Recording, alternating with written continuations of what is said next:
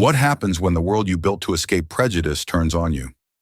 Dr. Alani Finch, a titan of the hospitality industry, walked into her own five-star restaurant to honor her late father's memory. She had a reservation, a quiet corner table booked weeks in advance. But the maitre d' saw a black woman, not the CEO. She was told with a smile as cold as steel, "We're fully booked." What followed was an act of absolute power that would echo through the media. But the story doesn't end there. Because when you unleash a storm, sometimes you end up at the heart of the hurricane. The autumn air in New York City had a crisp, unforgiving bite to it, the kind that hurried people along the pavement and painted noses a cheerful cherry red. But inside the impossibly elegant foyer of Urae, the city's most coveted new restaurant, the atmosphere was one of serene, insulated warmth. Gilded light from a multi-tiered chandelier cascaded over polished marble floors, and guests whose hushed conversations were a symphony of wealth and influence. This was Dr. Alani Finch's world. More than that, it was her creation. Urae was the crown jewel of Ethelred hospitality, the global empire she had inherited from her father and quadrupled in value over the last decade. Every detail, from the thread count of the linen napkins to the precise wattage of the bulbs in the sconces, had passed under her exacting eye. Tonight, however, she wasn't here as the CEO. She was here as a daughter. It was October 24th, the third anniversary of her father's passing. Their tradition had always been to celebrate milestones, not mourn losses, at the finest table they could find. He had been a man of immense presence and even greater dreams, a chef who started with a single diner in Atlanta and dared to imagine a world where his food and his people were celebrated on the grandest stages. Urae was the fulfillment of his ultimate vision. Tonight's dinner was a quiet pilgrimage, a solitary communion with his memory. Alani, dressed in a tailored charcoal wool coat over a simple but elegant black dress, approached the maitre d's station. She wasn't adorned with flashy jewelry or logos. Her power was in her posture, her calm, and the quiet intensity in her dark eyes. The woman at the podium was the picture of curated sophistication. Young, blonde, with a severe chignon and a smile that didn't quite reach her eyes. A small engraved nameplate read Isabel. "Good evening," Alani said, her voice low and warm. "I have a reservation for one at 8 o'clock. The name is Finch." Isabel's eyes flickered over Alani's form, a micro-assessment that took less than a second but communicated volumes. It was a look Alani knew well. It cataloged her skin color, her simple attire, her lack of a designer handbag, and filed her away in a mental drawer labeled unlikely. Isabel tapped a few keys on her tablet, her painted fingernails clicking softly. Her expression remained placid, but a subtle, almost imperceptible shift occurred. The practiced warmth receded, replaced by a cool, professional dismissal. "Finch," she repeated, drawing the name out as if it were an unfamiliar, slightly unpleasant taste. "I'm not seeing anything under that name." Alani's brow furrowed slightly. "That's strange. It was booked 3 weeks ago. Dr. Alani Finch, for table 12 specifically." Table 12 was her father's favorite, tucked away in a quiet alcove with a perfect view of the restaurant's central water feature. She had personally ensured it was blocked out for her tonight. Isabel tapped again, with more theatricality this time. "No, I'm terribly sorry. There must be a mistake. We are fully committed this evening. In fact, we're booked solid for the next 2 months." The finality in her tone was designed to end the conversation, a polite but firm wall. Alani felt a familiar, weary tightening in her chest. It was the same exhaustion she'd felt 1,000 times before. In luxury shops where she was ignored, at real estate open houses where she was mistaken for the help, in boardrooms where her ideas were dismissed only to be applauded when repeated by a white male colleague. She had built Ethelred hospitality into a fortress to shield herself and others from this exact feeling. Yet here it was, at the very heart of her empire. "Perhaps you could double-check," Alani pressed, keeping her voice even. "It's a rather important evening for me." "There's nothing to double-check," Isabel replied, her smile tightening into a thin, condescending line. "As I said, we are fully booked." She emphasized the words as if speaking to a child who didn't understand. Just then, The heavy oak doors of Ori swung open again.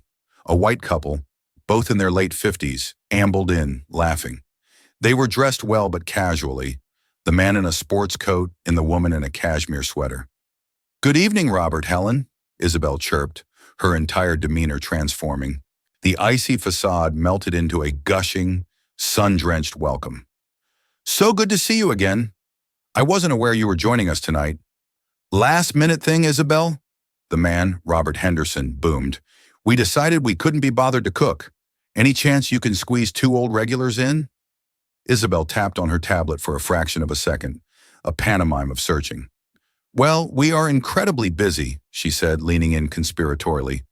"But for you, Mr. Henderson, I think I can make something work. We have a lovely corner spot that just opened up." Alani stood frozen, a statue of disbelief. The corner spot. The description was vague, but the implication was a sledgehammer blow. She watched as Isabel personally escorted the Hendersons past the velvet rope, past the waiting area, and into the warm, gilded embrace of the dining room. They passed directly by the alcove containing table 12. It was empty. The tablecloth was pristine, the single candle unlit, the wine glass gleaming, waiting for a guest who, according to the gatekeeper, did not exist. Isabel returned to her post, her face resetting to a mask of professional indifference. She looked at Alani, who hadn't moved an inch, and raised a perfectly sculpted eyebrow. "Is there something else?" she asked, her tone heavy with the unspoken message. "You should leave now." The weariness in Alani's chest was gone. The cold exhaustion had been burned away by a sudden, white-hot surge of incandescent rage. It was a rage sharpened by grief, honed by a lifetime of slights, and now aimed with pinpoint precision. "Yes," Alani said, her voice dropping to a dangerously quiet level. "There is something else." Isabel sighed, a barely audible puff of exasperation. The inconvenient woman was still here. "Ma'am, I've already explained the situation. There are no tables. If you'd like, you can try making a reservation for January." "My reservation," Alani stated, each word a chip of ice, "is for tonight, at that table." She gave the slightest nod towards the empty waiting table 12. "The one you just walked past?" Isabel's mask of politeness began to crack. A flicker of genuine annoyance showed in her eyes. "That table is reserved. The party is simply running late.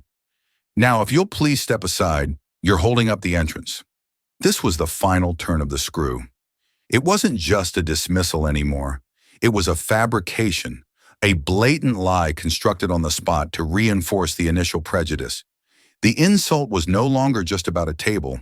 It was about her intelligence, her right to even question the fabricated reality presented to her. "The party is not running late," Alani said, her voice resonating with a newfound authority that made Isabel pause. "The party is here." A man in a sharp suit, the restaurant's general manager, Gregory Davies, had noticed the standoff and began to glide over. He was in his mid-40s, with slick-back hair and the anxious, perpetually scanning eyes of a man trying to keep 100 plates spinning at once. "Is there a problem here, Isabel?" he asked, his voice a low murmur meant to de-escalate. "This woman is insisting she has a reservation, Mr. Davies," Isabel reported, her tone shifting to that of a beleaguered employee dealing with a delusional customer.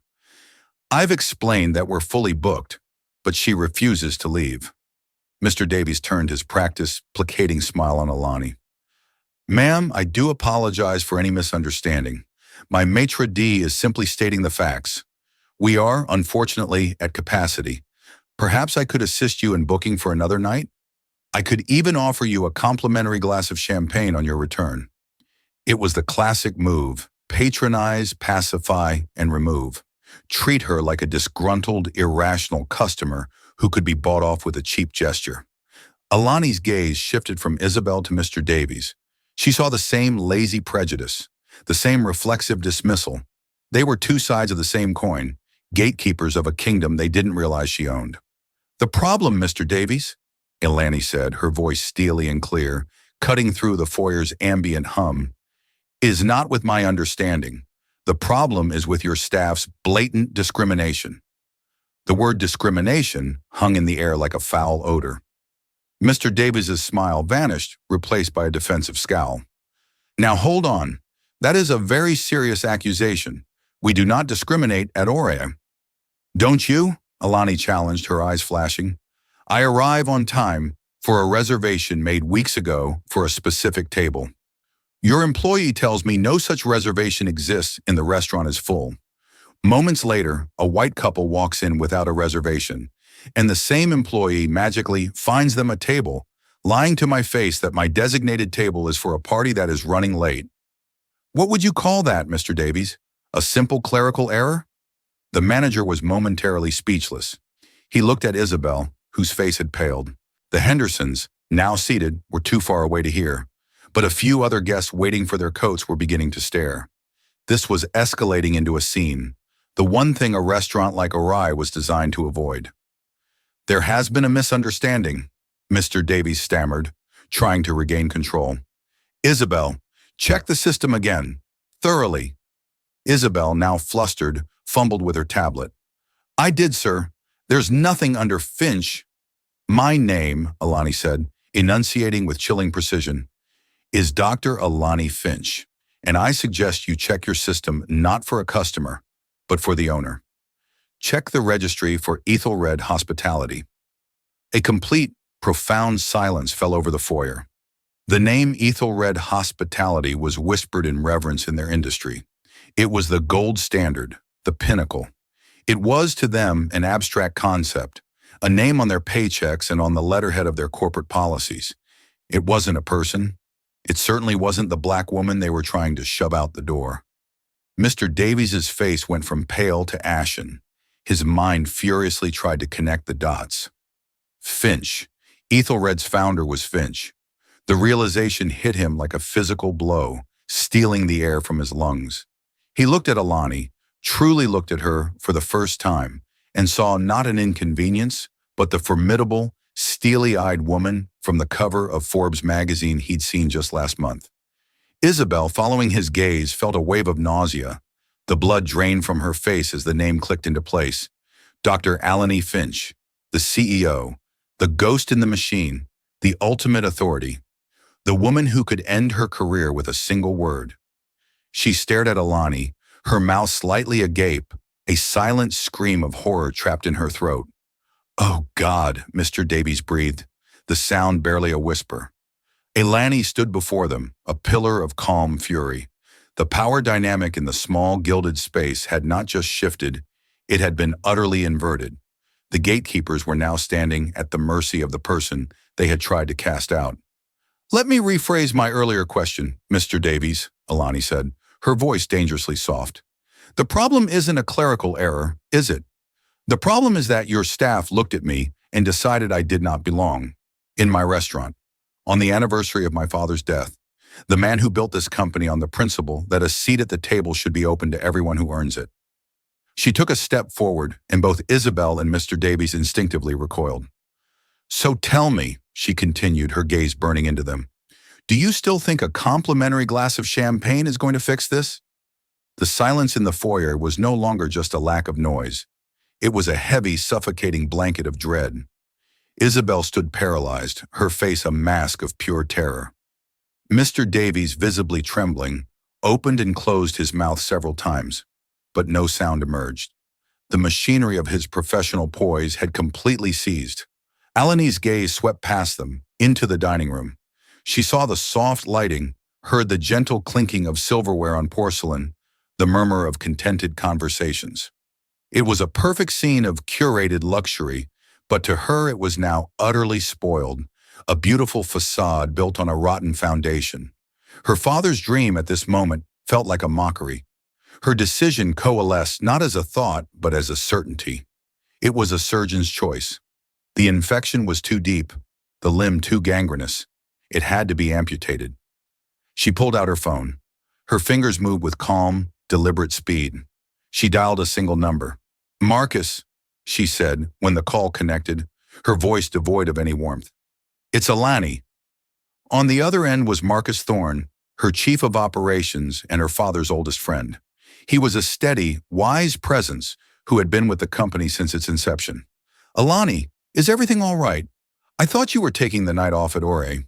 I am at Ore, she replied, her eyes locked on Mr. Davies. But the night is over. I need you to assemble the emergency response team. HR, legal, and PR. Conference call in 10 minutes. Emergency? What happened? Is there a fire?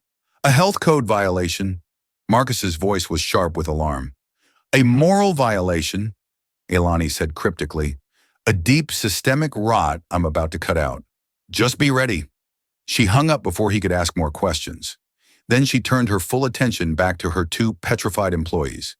Mr. Davies, she began, her voice resonating with an absolute finality that sent a shiver down his spine. You are the general manager of this establishment. The culture of a restaurant flows down from the top. You are responsible for the actions of your staff, for the standards you uphold, and for the values you represent. And what I have seen here tonight is a complete and utter failure of leadership. Dr. Finch, I am so sorry, he stammered, his hands clasped in front of him like a supplicant.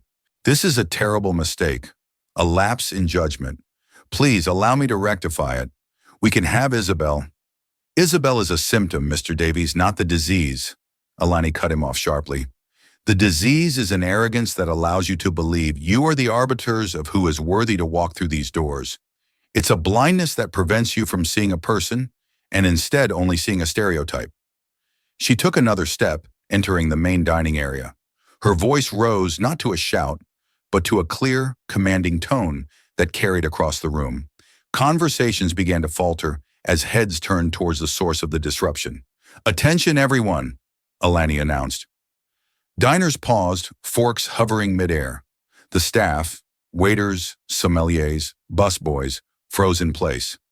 My name is Dr. Alani Finch. I am the CEO of Ethelred Hospitality, the company that owns this restaurant. A ripple of shock and murmurs went through the room.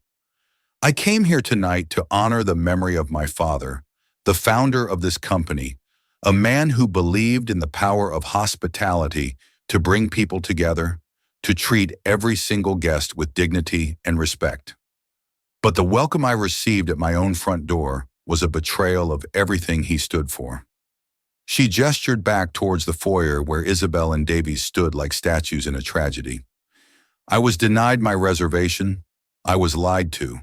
I was judged and dismissed based on the color of my skin, and the management of this restaurant endorsed that decision.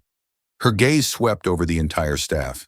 She saw the head chef, Antoine Dubois, a man she had personally headhunted from Paris, peering out from the kitchen pass, his face a mixture of confusion and alarm. She saw the servers, some looking horrified, others just bewildered. A fish rots from the head down, Ilani declared, her voice ringing with conviction. And this establishment requires a complete and total reset. It needs to be purged. She turned back to a now openly weeping Isabel and a stone-faced Mr. Davies. As of this moment, your employment with Ethelred Hospitality is terminated, effective immediately. Both of you. Gasps echoed through the dining room. You will be escorted from the premises. Your final paychecks will be mailed to you. Do not attempt to contact anyone at this company again. She wasn't finished. Her gaze moved to the kitchen door. Chef Dubois. The chef flinched as if struck. He hesitantly stepped out into the dining room. Did you hear what happened at the front door, chef? I heard a commotion, Madame Finch, he mumbled, avoiding her eyes. And you did nothing? She pressed.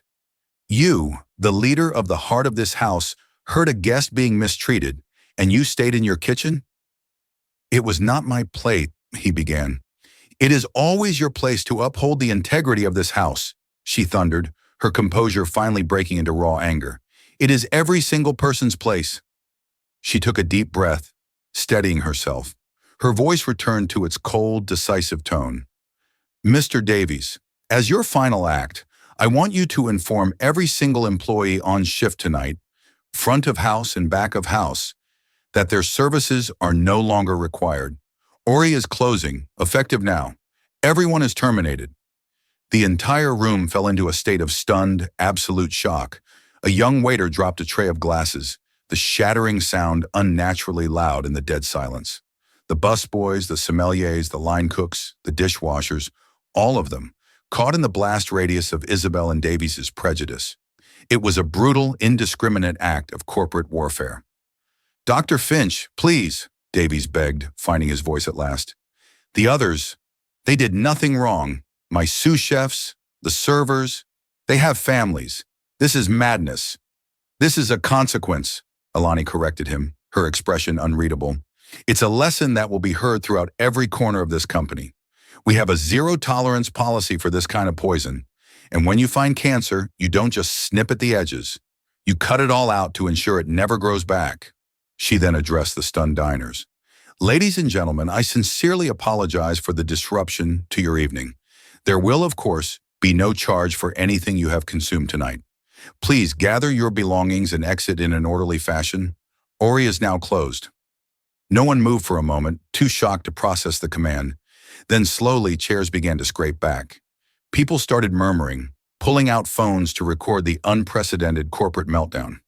Alani Finch stood alone in the center of the dining room, a queen who had just ordered the razing of her own castle. The immediate, satisfying rush of righteous vengeance coursed through her veins. But as she watched the bewildered faces of the now jobless staff, a small, cold flicker of something else ignited deep within her. It was a feeling she couldn't yet name, but it felt disturbingly like the prelude to a fall. The exodus was a surreal, hushed affair. There was no shouting, no dramatic protests from the fired staff. They moved as if in a trance, stunned into silence by the sheer swiftness and brutality of the verdict. Their faces were a gallery of disbelief, fear, and quiet resentment. A young hostess cried silently as she collected her purse from a locker. A line cook, a man with tattoos covering his arms, simply stared at the floor, his shoulders slumped in defeat. They filed out into the cold New York night, their lives irrevocably changed in the span of 10 minutes. The diners, after a flurry of whispers and surreptitious phone recording, also departed, their gossip-fueled excitement warring with a sense of unease. They had just witnessed a raw, unfiltered display of corporate power, and it was both intoxicating and terrifying. Within 30 minutes, the restaurant was empty, utterly, eerily silent. Half-eaten plates of exquisitely prepared food sat on the tables like abandoned relics. Wine glasses, still partially full, caught the light of the grand chandelier. The only sound was the gentle, indifferent gurgle of the central water feature. Alani walked slowly through the ghost ship she had created. She ran her hand along the back of a velvet-upholstered chair. She looked at the intricate floral arrangement on the bar, which would be wilted by morning. She had won. She had faced down bigotry in her own house and had eradicated it with surgical precision. The victory should have been sweet, a triumphant validation of her power and principles. But it wasn't. The silence of the room felt less like peace and more like a vacuum. It didn't feel clean. It felt sterile, lifeless. The righteous fire in her veins had cooled, leaving behind a hollow, aching cold. The faces of the fired staff, not just Isabel and Davies, but the young busboy who looked no older than 17, the sommelier who had always greeted her with a respectful nod during her inspections, haunted the empty space. Had they all been complicit, or were they just collateral damage in a war they didn't know they were fighting? She finally walked to table 12, her father's table.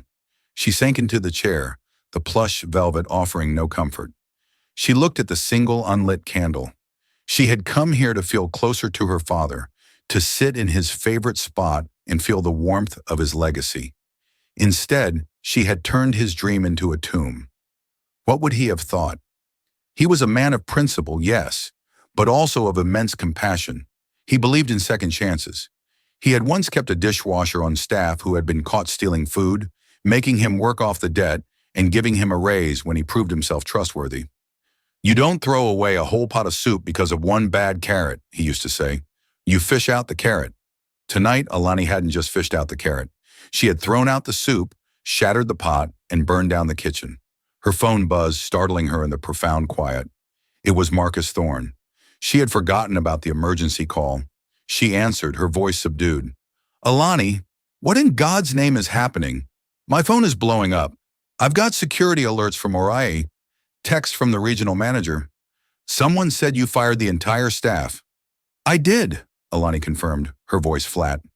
She explained the entire incident, from Isabel's dismissive tone to Davies's pathetic attempt at a cover-up. She recounted the lie, the seeding of the Hendersons, the insult to her and her father's memory. Marcus was silent for a long time on the other end of the line. When he finally spoke, his voice was heavy with a sorrow that cut Alani deeper than any anger could have. "Lonnie," he said, using his old nickname for her, the one her father used, "what they did was inexcusable. It was vile and it deserved a severe response. Davies and the Metro D, a public firing, blacklisted from the industry? Absolutely, 100%. He paused. "But everyone, Alani? The dishwashers? The pastry chef's assistant who just started last week? You took a bomb to a knife fight." "It was a statement, Marcus," she defended, though her own conviction was wavering. "It had to be absolute. No ambiguity. I had to send a message that this poison will not be tolerated anywhere in Ethelred." "You sent a message, all right," Marcus sighed. "But are you sure it's the one you intended? Think about the story. Not the one you lived, but the one that's going to be told tomorrow. What do you think it's going to be? CEO righteously corrects injustice? Or billionaire CEO has a tantrum and fires 100 working-class people over a perceived slight?" The cold feeling in Alani's gut intensified, crystallizing into dread. She hadn't thought about that. In her rage, she had only seen the chessboard from her side. She hadn't considered how her move would look to the rest of the world, a world that didn't have the context of her grief, her history, her father's legacy. They would only see the final brutal act. "Someone at the restaurant was filming, Alani," Marcus added grimly. "A guest named Robert Henderson. His wife posted it on her social media 10 minutes ago. It's already starting to spread." Alani felt her blood run cold. Henderson, the man who had been the beneficiary of the discrimination, was now its narrator. He hadn't heard the initial conversation. He wouldn't have understood the context. All he would have seen, all he would have filmed, was a powerful black woman in a commanding voice, terminating an entire staff, turning his pleasant evening upside down. She sat in the silent, empty monument to her father's dream, the victor of a battle she had decisively won, and for the first time she felt the terrifying, sickening certainty that she was about to lose the war. The storm broke before dawn. By the time Alani arrived at her penthouse apartment, her phone was already vibrating with a furious, unrelenting intensity. The video, as Marcus had warned, had gone viral. It was 37 seconds of grainy, poorly angled footage shot from across the dining room. It started at the exact moment Alani's voice rose to address the room. There was no context of what had happened in the foyer. There was no image of Isabel's sneer or Davies' dismissiveness. There was only the sound of a shattering glass, followed by Alani's amplified, commanding voice. "It is always your place to uphold the integrity of this house," she was seen saying, pointing a finger toward the kitchen. Then, the brutal climax. "Everyone is terminated. Orai is closing. Effective now." The video ended with a shot of the shocked faces of the diners and the terrified staff. Helen Henderson, who had posted it, had added a simple, devastating caption. "Absolutely insane power trip by the owner of Ori NYC tonight. Fired her whole staff on the spot because her table wasn't ready. My heart breaks for those poor workers."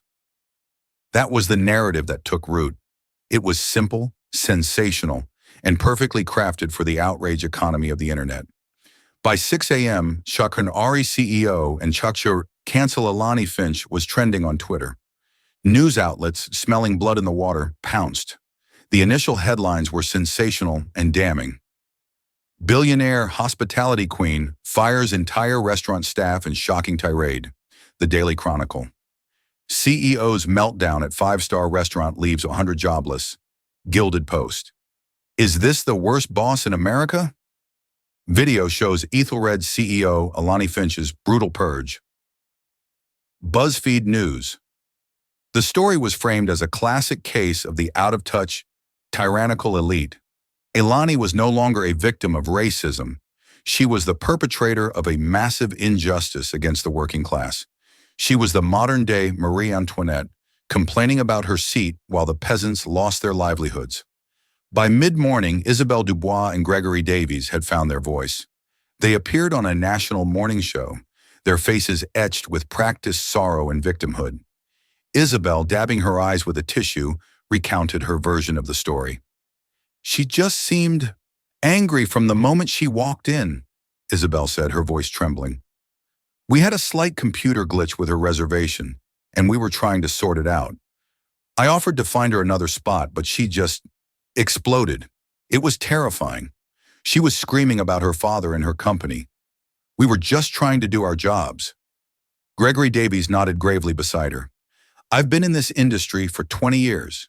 I've never seen anything like it. To throw away the careers of so many hardworking people, chefs, servers, dishwashers who have nothing to do with a reservation mix-up, it's unconscionable. They have rent to pay, families to feed, all because Dr. Finch had a bad day." They never once mentioned race. It was a masterful, insidious performance. By omitting the core reason for the conflict, the blatant discrimination, they painted Alani's reaction as disproportionate, unhinged, and monstrous. They were the relatable victims. She was the unfeeling monster in the penthouse.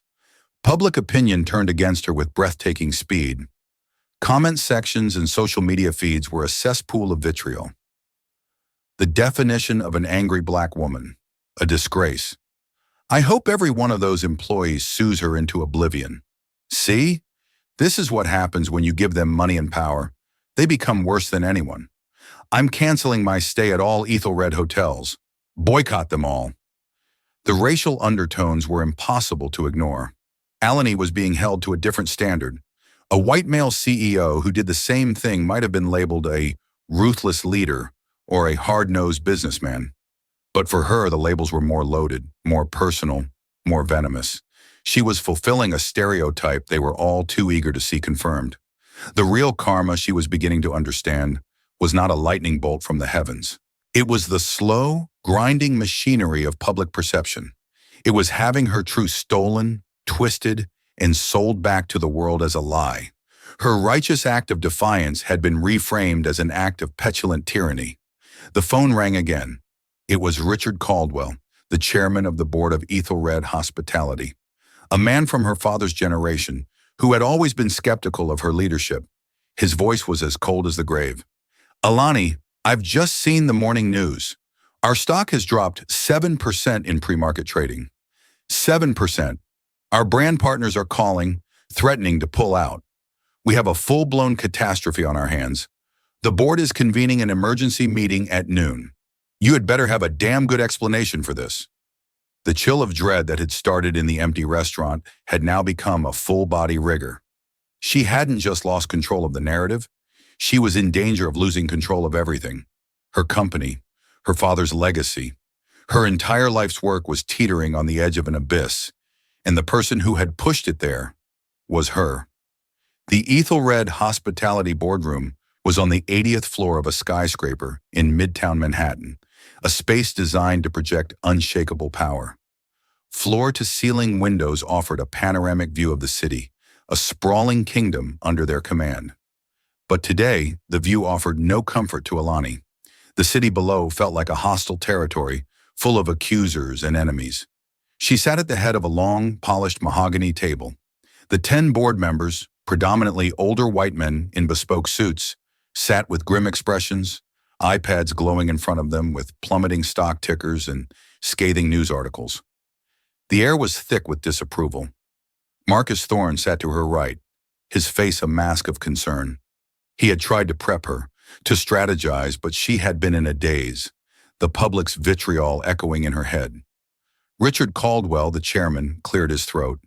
He was a stern, imposing man with silver hair and a patrician air, a corporate titan from an era where problems were solved behind closed doors with handshakes and quiet threats, not in the chaotic arena of social media. "Alani," he began, his voice dripping with icy disappointment, "this board entrusted you with your father's legacy. For years, you have grown this company with remarkable skill. But this is an act of self-immolation. You haven't just damaged a single restaurant. You have set a fire to the entire Ethelred brand, a brand synonymous with grace, stability, and impeccable service." He gestured to his iPad. "We are being called toxic. tyrannical, discriminatory, the very thing you claim to be fighting against. The irony is staggering. Our hotel bookings are seeing cancellations at a rate I haven't seen since the 2008 financial crisis. Another board member, a hedge fund manager named Jonathan Vance, chimed in. Legal has already flagged a dozen potential wrongful termination lawsuits. A class action suit is not just possible, it's probable. The cost of this tantrum will be in the tens of millions before we even factor in the brand damage. Alani finally spoke, her voice quiet but steady. She refused to let them see her crumble. It was not a tantrum.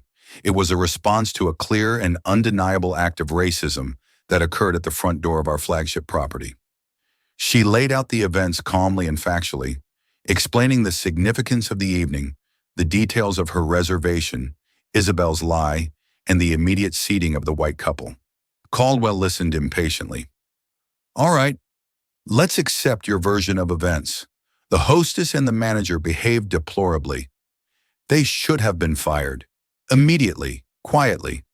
But the entire staff, Alani, the busboys, the sous chefs, you gave our enemies a weapon and told them exactly where to aim it. My father's motto was one team, one standard, Alani retorted, her voice gaining strength. The standard was broken and the team was silent. Inaction in the face of injustice is complicity. I made a decision to enforce that standard in the most unequivocal way possible. You made a decision that is costing our shareholders hundreds of millions of dollars, Vance snapped. Your standard is bankrupting us. The argument raged for over an hour. It became clear that the board didn't care about the moral intricacies of the situation. They didn't care about the racism or her father's principles. They cared about the bottom line. They saw a PR crisis spiraling out of control, fueled by an emotionally compromised CEO who had acted with her heart instead of her head. Finally, Caldwell held up a hand, silencing the room. There is only one path forward, he said, his eyes fixed on Alani. A full, unconditional public apology. You will go on television, the same show that hosted your former employees, and you will apologize. You will apologize to the staff you terminated, to our shareholders, and to the public. You will announce the creation of a relief fund for the fired employees and offer to rehire any who wish to return under new management. Alani felt the blood drain from her face. Apologize? Apologize for reacting to racism? It felt like a betrayal of herself, of her father, of every person of color who had ever endured a similar slight. I will not apologize for being angry at prejudice, she stated firmly. I will not validate their narrative that I was simply an angry black woman having a meltdown. Then you are giving us no choice, Caldwell said, his voice dropping to a low, dangerous tone. The board has the votes, Alani. We can suspend your duties as CEO pending an internal review. We can place Marcus as interim CEO and issue the apology on your behalf. We will do what is necessary to protect this company from its own leader. The threat hung in the air, heavy and absolute. They were going to strip her of her power, take her father's company away from her, and publicly humiliate her in the process. She was trapped. If she stood by her principles, she would lose everything. If she bent the knee, she would lose herself. Marcus placed a hand on her arm, a silent plea for her to think, to be strategic. He understood the injustice, but he also understood the reality of the situation. They were in a gilded cage and the bars were closing in.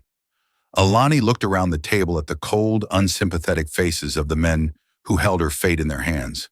They were the true power, the silent arbiters who had allowed her to play CEO as long as she made the money. But the moment she acted in a way that threatened their wealth, the moment she became a liability, they were ready to discard her. The hard karma wasn't the viral video or the public hatred. It was this moment, the soul-crushing realization that the power she thought she had was merely conditional. She had built a fortress, but she had forgotten that others held the deed to the land it was built on. She looked out the window at the city below, a world she had once felt she commanded. Now she had never felt so powerless. For 2 days, Alani locked herself away in her penthouse, the city lights twinkling below like a silent, judging audience. The ultimatum from the board echoed in her mind. Apologize or be exiled. Every fiber of her being screamed against it. An apology would be a lie, a concession to the very people who had wronged her, a reinforcement of the racist caricature she had become in the public eye. She spent the time not watching the news or scrolling through the endless tide of hatred online, but by going through her father's old things. His journals, filled with recipes and business plans, were also peppered with his thoughts on life. She found an entry from the early days, after a bank had denied him a loan for what the officer had called a niche culinary concept. "They don't see the vision," her father had written. "They only see the man. They think my hands are only good for labor, not for creation. Anger is easy. Anger is a fire that warms you for a moment, but it will burn your house down if you let it. Building is harder. Building is the only answer. You must build something so strong, so excellent, they can no longer deny the vision. Building is the only answer." The words hit her with the force of revelation. In her pain and rage, she had stopped building. She had started burning. Her father wouldn't have fired 100 people. He would have found the bad carrots, yes, but then he would have retrained the rest. He would have turned the ugly incident into a powerful, teachable moment. He would have rebuilt his team, making it stronger, more aware, more aligned with his vision. He would have used the moment not to destroy, but to create a new, better standard. Her action, born of righteous fury, was powerful, but it wasn't leadership. Leadership was not about the righteous demolition. It was about the difficult, patient work of reconstruction. The karma that had hit her wasn't a punishment for her anger. Her anger was justified. The karma was a brutal lesson in the nature of true power. The power to fire everyone was cheap and easy. The power to change minds, to educate, to rebuild a broken culture, that was real power, and she had squandered it. On the third day, she called Marcus. "Set up a press conference," she said, her voice clear and resolved. "No softball interviews, all the major networks, no pre-approved questions." She walked into the press conference not as a victim, nor as a penitent. She walked in as a leader who had made a mistake. She wore a simple dark blue suit, projecting calm authority. She stepped to the podium, cleared her throat, and looked directly into the cameras. "Good morning," she began. "My name is Dr. Alani Finch, and I am here to talk about what happened at my restaurant, Ori, 3 nights ago." She did not start with an apology. She started with the truth. She recounted in stark, unflinching detail the racism she experienced. She named Isabel Dubois and Gregory Davies, and she explained why their actions were a betrayal of every value Ethelred hospitality stood for. "My anger in that moment was real. It was profound, and it was justified," she stated, her voice firm.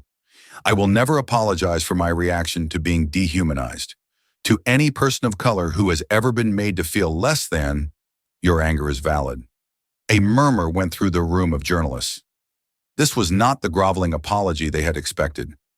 "However," she continued, her tone shifting, "what I did next was a failure of my own leadership.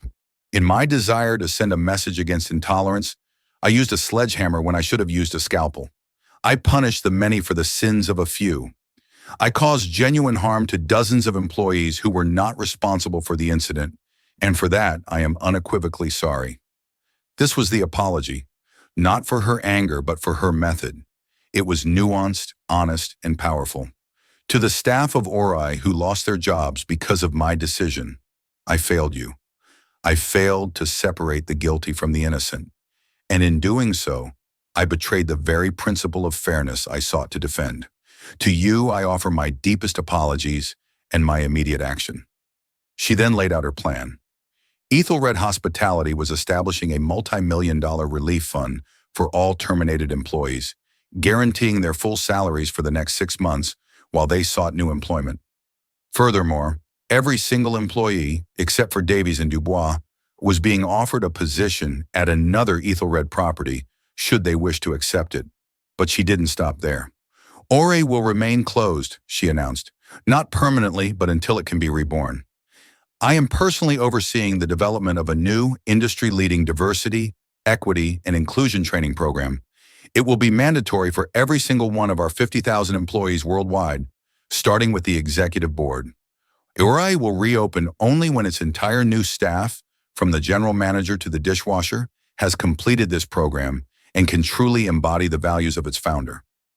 She was transforming her biggest failure into a company-wide mission. She was turning the ashes of that night into the foundation of something stronger. The press conference was a turning point. The narrative, so long controlled by her detractors, began to shift. Some still called her a tyrant, but many more saw the nuance. They saw a leader who was not just powerful, but accountable. Someone willing to admit a mistaken method without abandoning her principles. The board, faced with her decisive, strategic, and publicly lauded plan, backed down. The stock began to creep back up. She had not given them the simple apology they wanted. She had given them something far better, a forward-looking plan that turned a PR disaster into a statement of progressive corporate values. Her life did not snap back to normal. The internet's memory is long, and her reputation would forever be complicated. But she was no longer a caricature. She was a woman who had faced a storm, both external and internal, and had learned to navigate it. The real karma had hit her hard. It had stripped her down, forced her to confront the limitations of her own power, and nearly cost her everything she held dear. But in doing so, it had forged her into a different kind of leader. Not just the owner of her father's company, but the true inheritor of his vision. To not just be successful, but to be excellent. Not just to cast out the bad, but to build something better in its place. Alani Finch's story isn't just a simple tale of revenge or a lesson in humility. It's a gripping look at the complexities of power in our modern world. It shows how a single, justifiable act of anger can be twisted by the funhouse mirror of social media, and how true strength isn't found in the power to destroy, but in the wisdom to rebuild. Her journey reminds us that fighting injustice is messy, and sometimes the biggest battles we fight are with our own methods. Was her initial action a righteous purge or a reckless overreach?